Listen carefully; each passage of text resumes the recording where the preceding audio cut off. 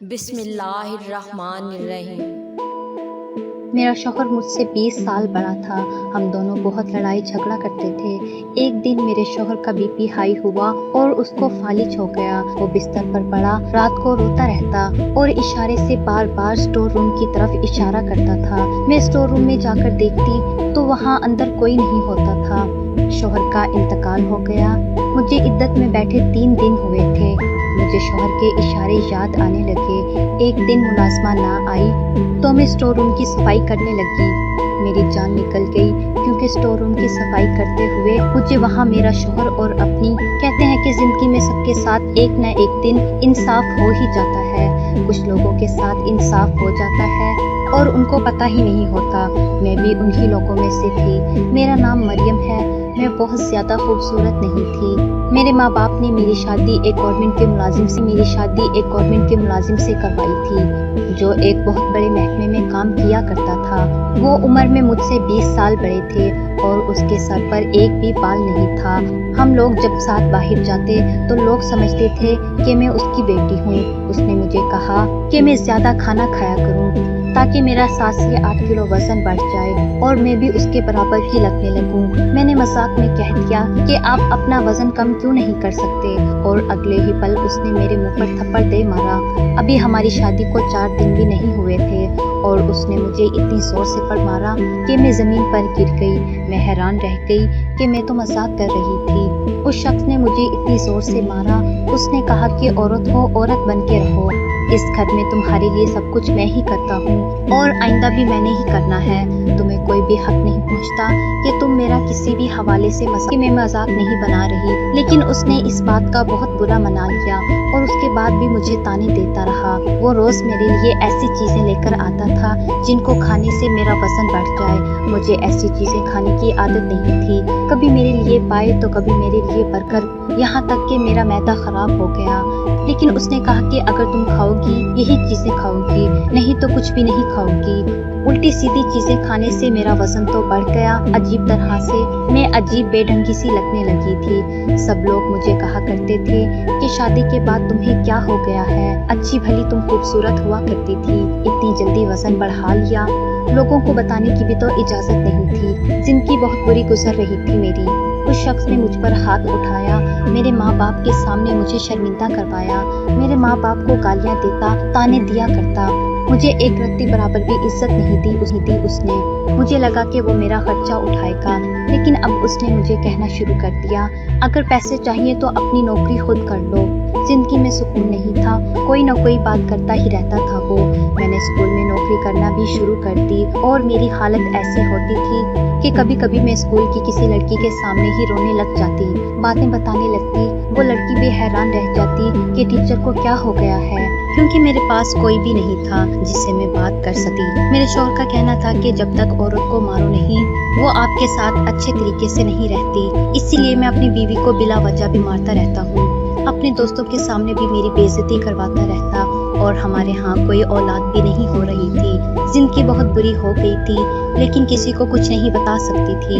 سب کے سامنے جھوٹ بولنا پڑتا تھا کہ سب کچھ بالکل ٹھیک ہے، میں اچھی بھلی تھی، پتہ نہیں اس کو میرے ساتھ کیا عداوت تھی۔ میں بہت زیادہ پریشان رہا کرتی تھی، ہر طرح سے اس کو پسند آ جانے کی کوشش کیا کرتی۔ وہ جو کہتا میں مان لیا کرتی، لیکن چاہے میں اس کی جتنی بھی مانوں چاہے نہ مانوں، اس سے مجھ پر غصہ ہی آتا رہتا تھا۔ کبھی کبھی تو مجھے ایسا لگتا تھا کہ کسی اور بات کا غصہ ہے جو مجھ پر نکال رہا ہے، کیونکہ مجھ پر غصہ نکالنے کے بعد وہ اپنے دوستوں کے ساتھ ہی باہر چلا جایا کرتا، دوستوں کے ساتھ ہنسی مذاق بھی کرتا اور بہت زیادہ خوش بھی رہا کرتا۔ گھر میں بھی دوست آ جاتے اور جس دن اس کا کوئی دوست آ جاتا میرا پورا دن کچن میں گزر جاتا، لیکن میں کوئی شکایت نہ کرتی، پھر بھی میں ہی اس کے لیے بری تھی۔ مجھے سمجھ نہیں آتا تھا کہ یہ سب کچھ کیا ہو رہا ہے میرے ساتھ۔ کبھی ایسا لگتا تھا کہ کسی کی نظر لگ گئی ہے یا پھر کسی نے مجھ پر جادو کروا دیا، کیونکہ جو کچھ بھی ہو رہا تھا وہ سمجھ سے باہر تھا۔ میرا شوہر جس آفس میں کام کرتا تھا وہاں خوب رشوت لیا کرتا تھا، بار بار گاڑیاں بدلتا رہا کرتا تھا، اپنے لیے اچھی چیز لے لیا کرتا، لیکن میری چیز کا اس کو خیال نہیں ہوتا تھا۔ میں اپنا خرچہ خود ہی پورا کیا کرتی تھی۔ اب تو ہم پورے محلے میں مشہور ہو گئے تھے کہ یہ لوگ آپس میں بہت لڑائی جھگڑا کیا کرتے ہیں और वाकई हमारे बहुत ज़्यादा लड़ाई झगड़े हुए। लेकिन एक दिन क्या हुआ कि इतनी बात नहीं थी जितना झगड़ा होने लगा। मेरे शौहर ने चीखना शुरू कर दिया। उसने कहा कि मैंने तुम्हें कहा था ना कि मेरे लिए गोश्त पका के रखना, और तुमने दाल पकाई है। मैंने कहा कि अगर गोश्त खाना था तो फिर उसके पैसे भी दे के जाने थे। अभी मेरी तनख्वाह नहीं आई तो मैं कहाँ से लेकर आती। यहाँ से लड़ाई शुरू हुई और फिर इधर उधर की बातों से होते हुए बात यहाँ तक पहुँच गई कि मैं तुम्हारे साथ रहना ही नहीं चाहता, तुम तो मुझे अच्छी नहीं लगती। एक दिन भी मेरे दिल में नहीं समाई तुम, तुम्हारे साथ मजबूरी में रह रहा हूँ। मेरे शौहर ने बहुत ही ज्यादा गुस्सा किया।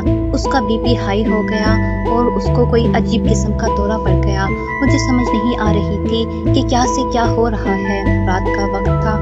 मैंने एम्बुलेंस को कॉल कर दी और डॉक्टर के पास लेकर गए, लेकिन डॉक्टर ने कहा कि आपने देर कर दी है, आपके शौहर को फालिज हो गया है। अब ना तो ये चल सकते हैं और ना ही बोल सकते हैं।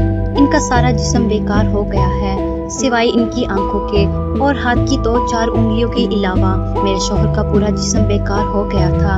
उसने गुस्सा करके अपना बीपी हाई किया और बीपी हाई होने की वजह से उसे फालिज का दौरा पड़ गया था। 2-4 दिन उसे अस्पताल में रखा गया और उसके बाद घर ले आए। अब मैं उसका ख्याल रखा करती थी। वो कुछ बोलता नहीं था और हिल भी नहीं सकता था। उसकी आंखों में मुझे कोई नदामत और शर्म नजर नहीं आती थी। मैं भी इस बात से बिल्कुल भी खुश नहीं थी। अब कुछ क्या हुआ है, वो मेरा शौहर था। मेरे दिल में ये बात आ ही नहीं सकती थी। बीवी कभी भी अपने शौहर का नुकसान नहीं करवाना चाहती, चाहे शौहर जैसा भी हो। अब उसके घर में पैसे भी नहीं आ रहे थे। मैं नौकरी भी करती, उसको भी संभालती, घर भी चलाती, सब कुछ किया करती। मेरे शौहर की आंखें बदलने लगी थी। उसको ये एहसास होने लगा था कि जिस औरत को मैंने इतना बुरा भला कहा, कि जिस औरत के साथ मैंने इतना बुरा किया, लेकिन फिर भी ये मेरे साथ कितना अच्छा कर रही है। एक दिन मेरे शौहर ने अजीब सा इशारा किया। मैं समझी नहीं कि वो क्या चाहता है। वैसे उसने उंगलियों से इशारा बनाया हुआ था, जिसका मतलब था कि मुझे बाथरूम जाना है या फिर मुझे भूख लगी है। लेकिन आज उसने जो इशारा किया वो कुछ अलग था। वो स्टोर रूम की तरफ इशारा कर रहा था, लेकिन उसका मतलब ये नहीं था कि उसे स्टोर रूम जाने की जरूरत थी। मैंने पूछा क्या बात है, क्या चाहते हैं, क्या चाहिए आपको, बार बार इशारा क्यों कर रहे हैं? बल्कि मुझे समझ नहीं आ रही थी। मैंने कहा कि स्टोर रूम जाना है। मैंने पूछा तो उसने नाम में इशारा किया। मुझे बिल्कुल भी समझ नहीं आ रही थी। मैंने कहा कि मुझे आपकी बात समझ नहीं आ रही। मैंने घर में एक नौकरानी रख ली थी क्योंकि मैं आधे दिन घर पर नहीं हुआ करती थी। अगर स्कूल में बच्चों को पढ़ाने ना जाती तो फिर घर कैसे चलता। ऑफिस वालों ने भी उसका हिसाब क्लियर कर दिया था। उन्होंने कहा कि अब ये तो नौकरी पर नहीं आ सकता तो इसको तनख्वाह नहीं मिलेगी, और जो इसकी अभी तक की तनख्वाह है और जो फंड बने हुए हैं उसको मिलने में थोड़ा टाइम लगेगा। अगर उनको फोन किया करती थी वो कोई और ही कहानी सुना दिया करते थे। वो पैसे भी एक तरह से अटक ही गए थे। हमें मिल तो नहीं रहे थे वो पैसे। मेरे शौहर का काम ऐसा था कि उसे बहुत से लोग जानते थे, उससे डरते थे कि उसके दस्तखत के बगैर फाइल मुकम्मल नहीं हो के लिए लाखों रुपए की रिश्वत भी लिया करता था। लेकिन अब उसकी हालत ऐसी हो गई थी कि वाकई उस पर रहम आता था। उसके कुछ रिश्तेदार भी थे जो पहले तो उसके आसपास मंडलाते रहते थे, उससे पैसे वगैरह भी ले जाया करते थे, लेकिन आजकल बिल्कुल भी घर नहीं आते थे, फोन भी नहीं करते थे। मेरे शौहर को एहसास हो गया था कि इस मुश्किल वक्त में उसकी बीवी उसके काम आ रही है। मेरा शौहर हर रोज रात को स्टोर रूम की तरफ इशारा करता और रोता रहता। मैं भी रो पड़ती थी। मुझसे उसकी हालत नहीं देखी जाती थी। हमारी शादी को इतना अरसा तो नहीं हुआ था, सिर्फ 3 साल का अरसा ही तो हुआ था।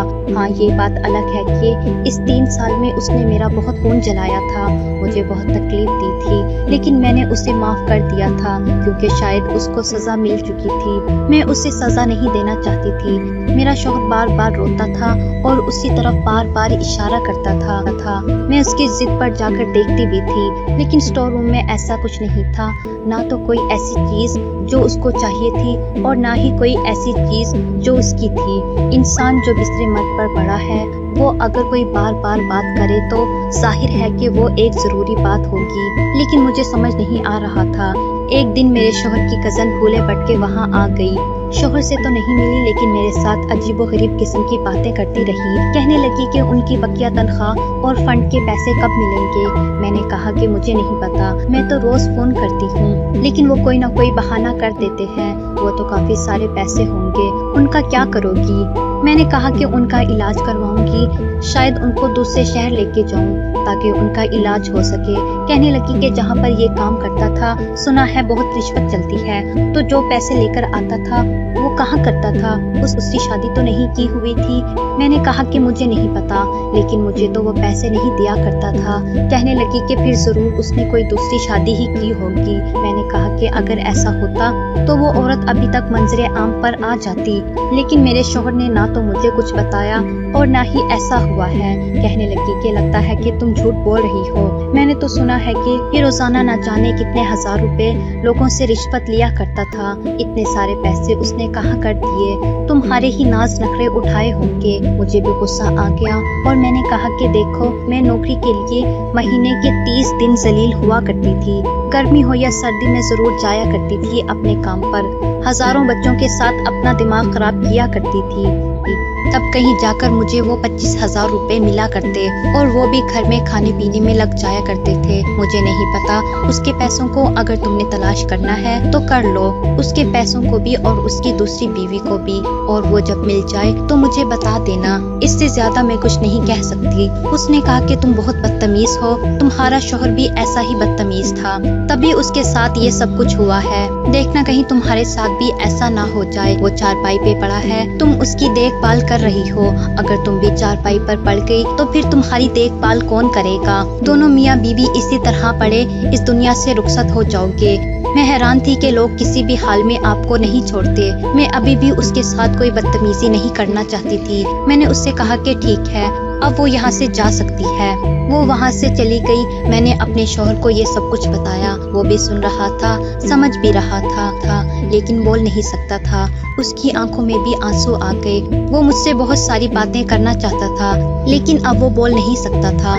डॉक्टर को चेकअप करवाया था। डॉक्टर का कहना था कि आप इनका इलाज करवा लें, लेकिन मसला हल होने वाला नहीं है। फिलहाल तो ऐसे ही लग रहा है। फिर भी अगर आपको किसी दूसरे डॉक्टर से कोई मशवरा लेना है तो आप किसी और डॉक्टर के पास ले जाएं, किसी और शहर में ले जाएं। हम तो यही कह सकते हैं। डॉक्टर भी हर महीने आया करता था, लेकिन कोई भी अच्छी खबर नहीं सुना रहा था। बस मेरा शौहर बार बार स्टोर रूम की तरफ इशारा करता और मुझे ये बात समझ नहीं आती थी। वो रोता रहता। डॉक्टर कहते थे कि अगर रोता रहेगा तो इसकी दवाई असर नहीं करेगी। मैं उसको तसल्ली दिया करती थी, लेकिन उसके दिल को सुकून नहीं मिला करता था। इसी तरह एक सुबह मैं अपने शौहर को जगा रही थी, लेकिन वो जाग नहीं रहा था।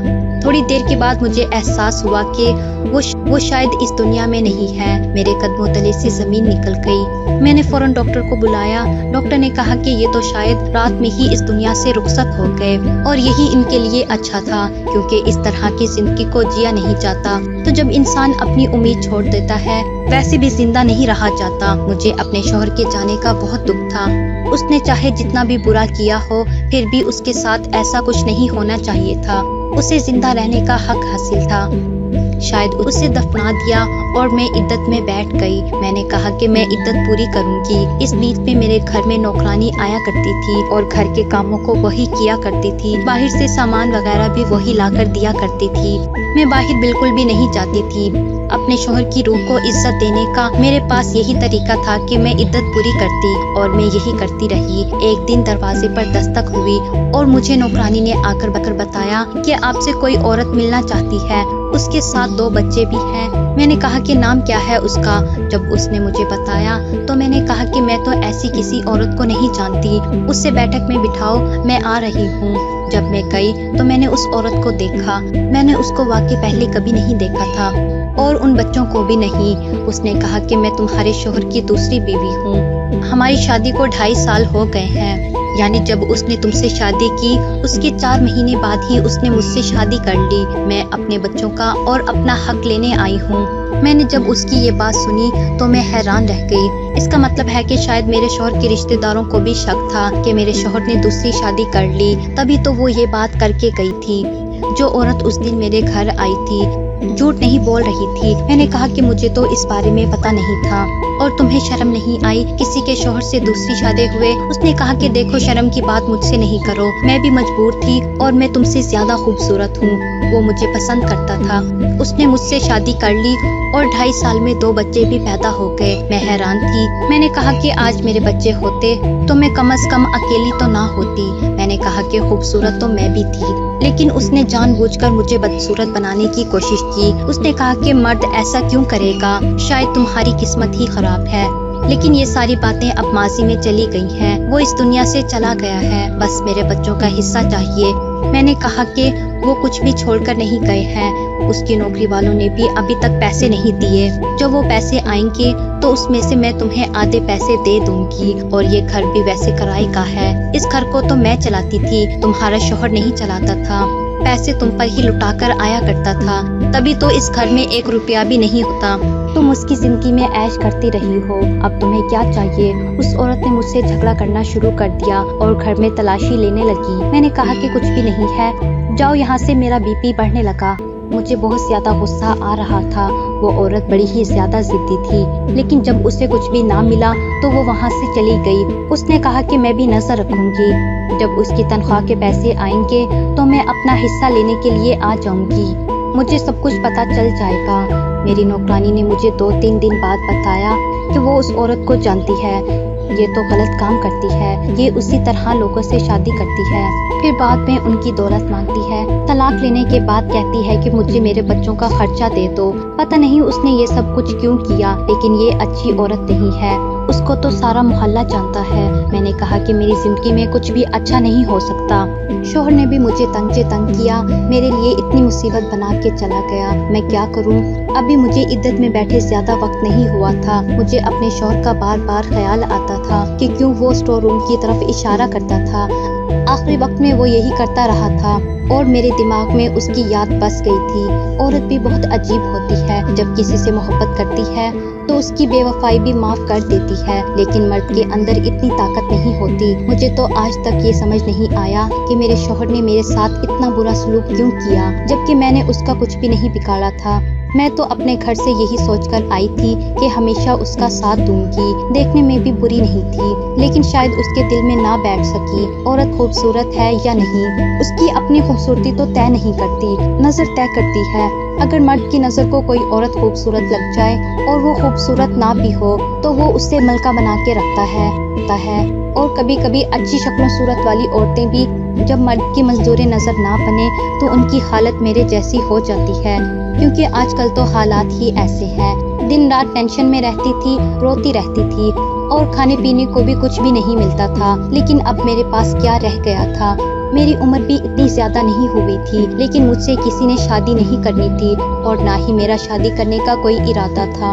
मैं शादी नहीं करना चाहती थी, मैं तो बस ये चाहती थी कि अपनी जिंदगी को अपने तरीके से चुपचाप गुजार लूं। मेरे दिल से सारे जज्बात मर चुके थे, तो मेरी जिंदगी का कोई मकसद ही नहीं था। मैं इद्दत में बैठी थी और स्कूल भी नहीं जा पा रही थी। मेरे शौहर के पैसे भी नहीं आ रहे थे। उसकी दूसरी बीवी बार बार फोन किया करती थी और कहती थी कि पैसे कब आएंगे। उसने मुझे तंग कर रखा था। मेरे घर में बिल्कुल भी पैसे नहीं थे। मैंने अपनी नौकरानी से कहा कि दी जाए, क्योंकि मैं उसको तनख्वाह नहीं दे सकती थी। एक दिन मैं बहुत हैरान हुई जो वो खुद मेरे लिए खाना बनाकर लाई। उसने कहा कि आप बहुत अच्छी हैं बीबी जी, आपने मेरा बहुत ख्याल रखा है। मेरे पास तो इतना ही है, मैं आपके लिए इतना ही कर सकती हूँ। उस दिन एहसास हुआ कि अगर आप अच्छे लोगों के साथ अच्छा करें तो वो आपके साथ उससे भी ज्यादा बढ़कर अच्छाई करने की कोशिश करते हैं। उसके पास तो खुद कुछ नहीं होता, उसके 4 बच्चे थे। मैं तो उस पर बोझ नहीं बनना चाहती थी। मैंने उससे कहा कि अगर मेरे हालात बेहतर हो गए तो मैं उसे नौकरी पर रख लूंगी और उसकी तनख्वाह भी दे दूंगी। मेरे शौहर के ऑफिस वाले भी पैसे नहीं दे रहे, शायद वो पैसे खा जाना चाहते थे। और उधर उसकी बीवी ने भी मुझे बहुत ज्यादा तंग कर रखा था।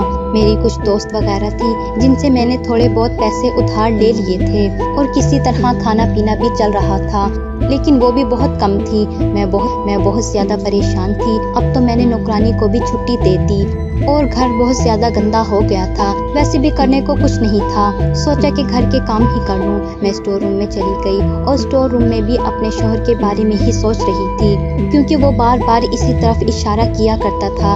अचानक बेदिहानी में मेरा पाँव फिसल गया और मैं दीवार से जा लगी। मेरे बाजू पर चोट लग गई, लेकिन वहाँ पर लगी एक टाइल बुरी तरह से टूट गई। जब मैंने उस तरफ देखा तो मेरे कदमों तले से जमीन निकल गई। मुझे यकीन नहीं होता कि ये मेरी आंखें क्या देख रही थी। उस दीवार के पीछे एक बहुत बड़ा हिस्सा बनाया गया था, जहाँ पर तिजोरी नजर आ रही थी। जब मैंने उसका दरवाजा खोला तो मेरे कदमों तले से जमीन निकल गई कि उसके अंदर तो दौलत, सोने के बिस्किट और न जाने क्या कुछ था।